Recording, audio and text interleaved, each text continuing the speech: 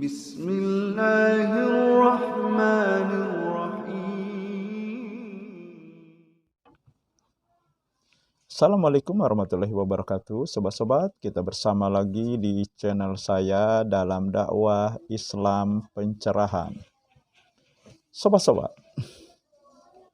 pihak yang membenci Wahabi, khususnya di Indonesia, adalah Aswaja KW yang menganggap paham Wahabi sesat. Salah satu yang menjadi argumentasi mereka, dalil mereka, adalah sikap ayah dari pembawa pemahaman Wahabi, yaitu Muhammad. Sedangkan ayahnya bernama Abdul Wahab. Ayahnya menyatakan anaknya sesat. Tapi sobat-sobat dan para Aswaja KW, tahukah apa yang menyebabkan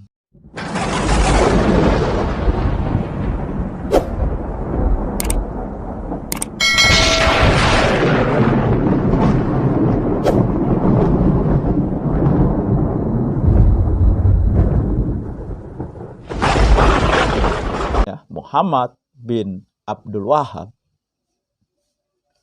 dianggap sesat oleh ayahnya sendiri?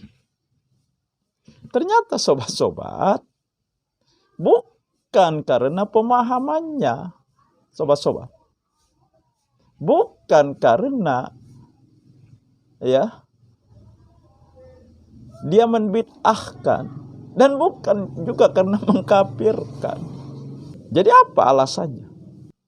Karena kan Aswaja KW selalu mengatakan Wahabi mudah mengkafirkan, mudah membid'ahkan, ya. Tetapi ternyata bukan karena dua alasan ini ayahnya, Abdul Wahab, mengkafirkan anaknya Muhammad, tetapi dikarenakan hal berikut ini, sobat-sobat. Baca sejarah bagaimana ayah dan anak ini. Mereka memang statusnya ayah dan anak, tapi faktanya, kenyataannya, mereka itu berseberangan pendapat. Bahkan Muhammad ini diusir oleh bapaknya gara-gara Muhammad ini tidak mau tabaruk dengan pohon kurma. Di budaya Arab zaman kerajaan-kerajaan sebelum berdirinya kerajaan Saudi, di sana ada pohon kurma yang namanya fahlul fuhul, kurma jantan. Jadi kalau ada wanita mandul yang belum punya anak, memeluk kurma ini agar bisa hamil. Ini salah satu yang diingkari oleh Muhammad ini. Bapaknya sebagai tokoh masyarakat tidak setuju. Kenapa kamu mengingkari itu? Akhirnya mulailah perbedaan pendapat anak dan bapak ini terus meruncing sampai akhirnya anaknya diusir oleh bapaknya. Nah, jadi sobat-sobat, kenapa dia disesatkan? Ternyata dia menolak untuk tabaruk kepada pohon kurma. Nah, ini sobat-sobat, alasan kenapa ayahnya menyatakan dia sesat. Bagi yang mau menggunakan akal sehatnya. sudah dengan mudah ya bisa menentukan ya siapakah yang benar antara ayah dan anak ini, atau siapakah yang sesat di antara keduanya. Jadi Al-Quran itu ya kan ada juga ya sobat-sobat kisah pertentangan dua anak. Nabi Musa, kisah pertentangan antara ayah dan anak. Ya. Nabi Nuh dengan anaknya Kan'an. Nabi Ibrahim dengan bapaknya Azar. Dalam kasus Nabi Nuh, anaknya yang salah. Karena ya Nabi Nuh ini ya anaknya yang salah. Sedangkan dalam kasus Nabi Ibrahim atau anaknya yang benar, yaitu Nabi Ibrahim, bapaknya salah. Jadi dalam pertentangan antara anak dan ayah, tidak otomatis ayahnya benar dan kemudian otomatis anaknya salah. Tidak. Ya, Al-Quran sudah memberikan contoh. Tidak selamanya orang tua benar dan tidak selamanya anak salah.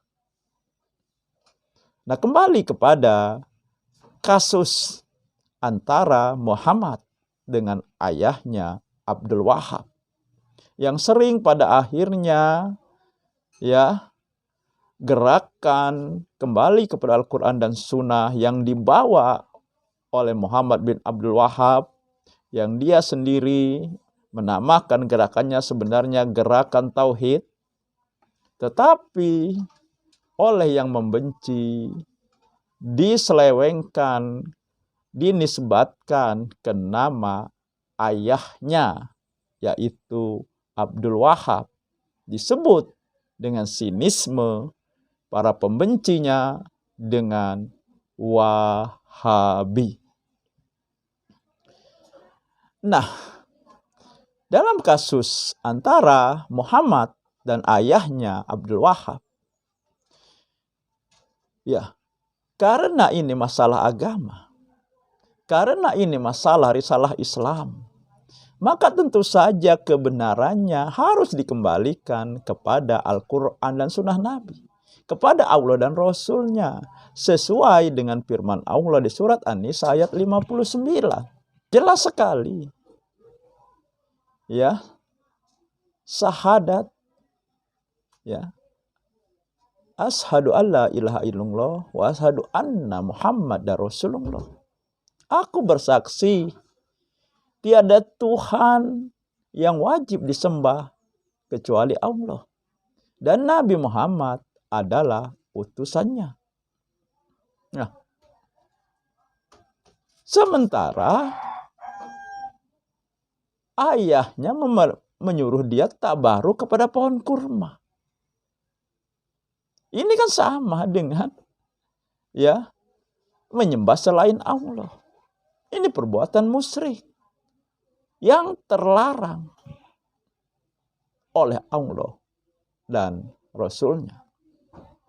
Bagi yang mau menggunakan akal sehatnya ya dan meyakini kebenaran adalah ya dari Allah dan Rasulnya, yang benar adalah sesuai dengan Al-Quran dan Sunnah Nabi, tentu saja dengan mudah mengatakan yang benar adalah Muhammad, yang salah adalah ayahnya, yang sesat ayahnya, yang tidak sesat adalah anaknya. Nah, demikian sahabat-sahabat, semoga ini menginspirasi dan mencerahkan. Nasrum minallahi wa fatun qarib. Wassalamualaikum warahmatullahi wabarakatuh.